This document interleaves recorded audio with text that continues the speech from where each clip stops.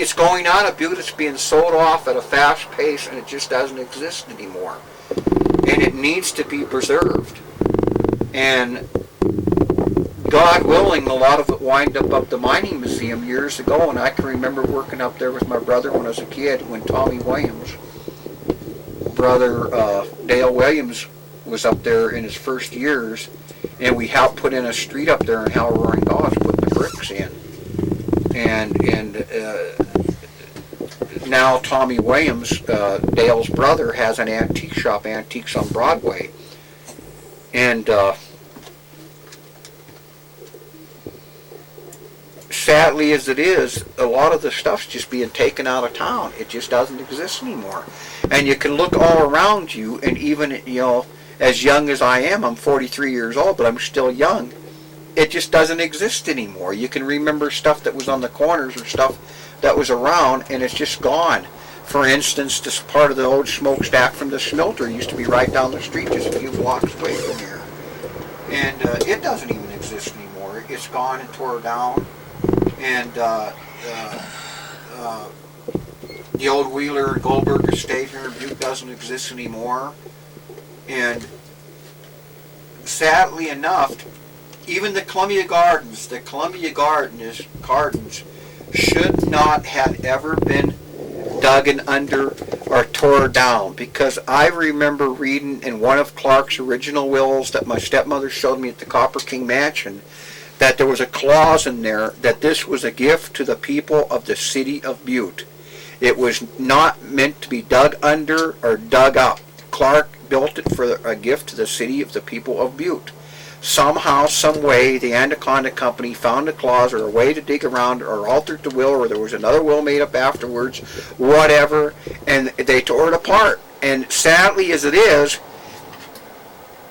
it's never going to be the way that it was, and as people remember it. And people tend to forget this. You can take a photograph of something, or you can treasure your memories.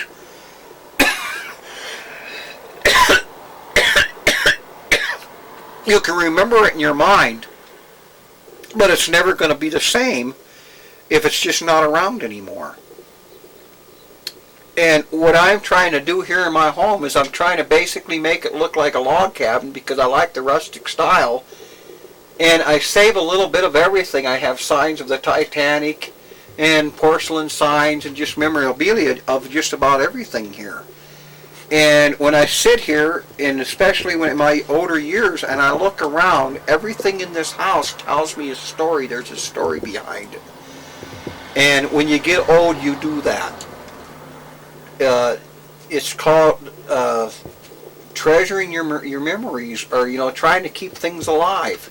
Even in my countertops, my bar tops here, I have labels of in old memorabilia of Butte, Montana, and businesses that once existed here, and people that I knew. For instance, Phil Judd, who had Phil Judd Sporting Goods store here in Butte. Phil Judd, whether people realize it or not, was a Jew, but he gained fame and fortune because he invented a spindle for the rifles, for the sling on the rifle, and he had the patent on this, and he invented this, and this is how he got most of his money.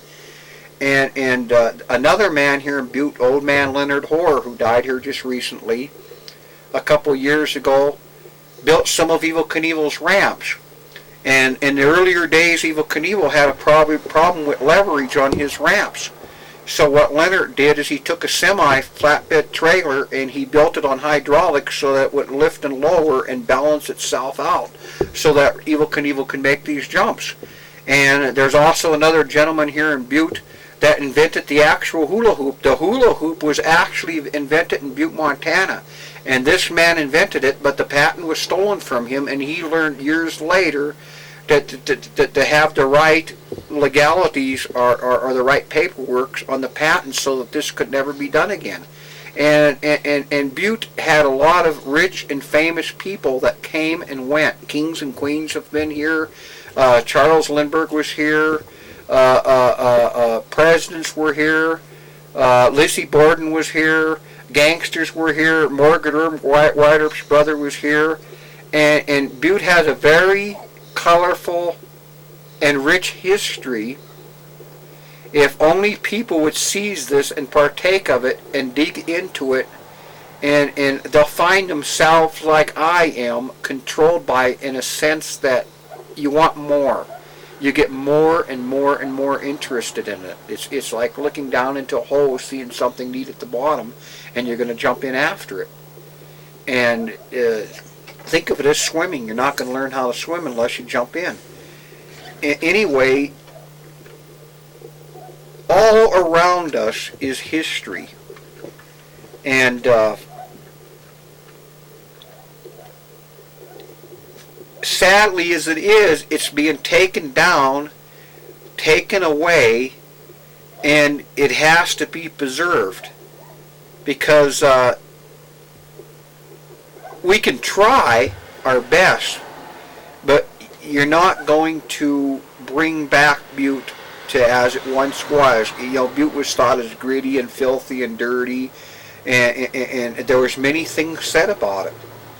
But my experience, I have traveled all over the United States. I've been in every state in the United States 5 times over.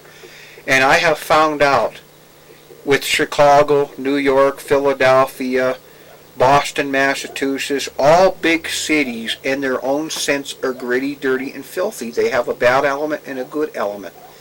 But this is how things come about. Everything gets entwined. Architecture, different races, different cultures, different people of different backgrounds mingle. And they bring about a metropolis. And Butte, Montana, in its heyday, from about the 1900s to about 1920s, buildings were being sprouted up everywhere. Different mines were being built.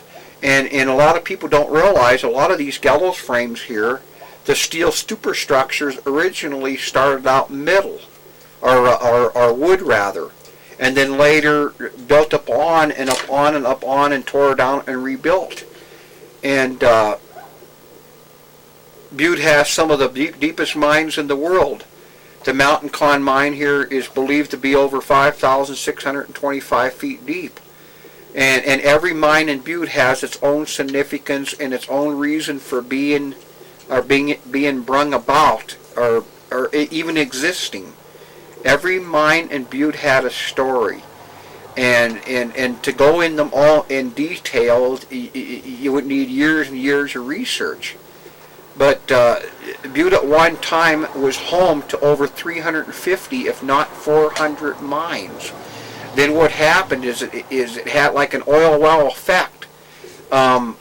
If you take a space, you sprout up a bunch of oil wells. These ones are owned by a certain group, or this one is owned by a certain group, or that one's owned by a certain group. What happens is they peter out after a while. And in Butte, Montana, the big mining corporations bought out the small mining corporations, then formed bigger mining corporations and just kept buying. And lo and behold, W.A. Clark emerged on top. And then it was W.A. Clark and what was left of Marcus Daly's holdings that formed the Anaconda Mining Company. And the Anaconda Company was the mother lode of all corporations as far as mining.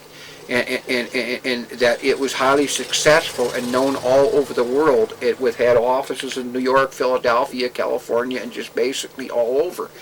And Butte is still the richest hill on earth. And the riches are there. They will always be there.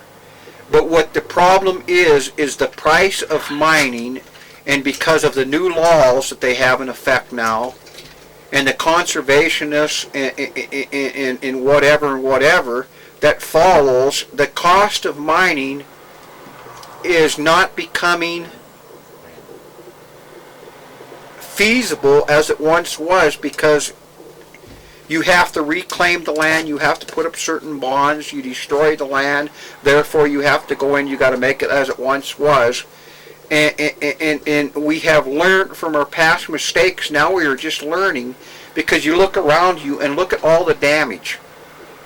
It was dug up, it was taken out, people got rich off of it, everybody prospered, but now all around us is waste and barren land, and we have the Berkeley Pit just a couple blocks from here, and it's filling with water. This water is toxic.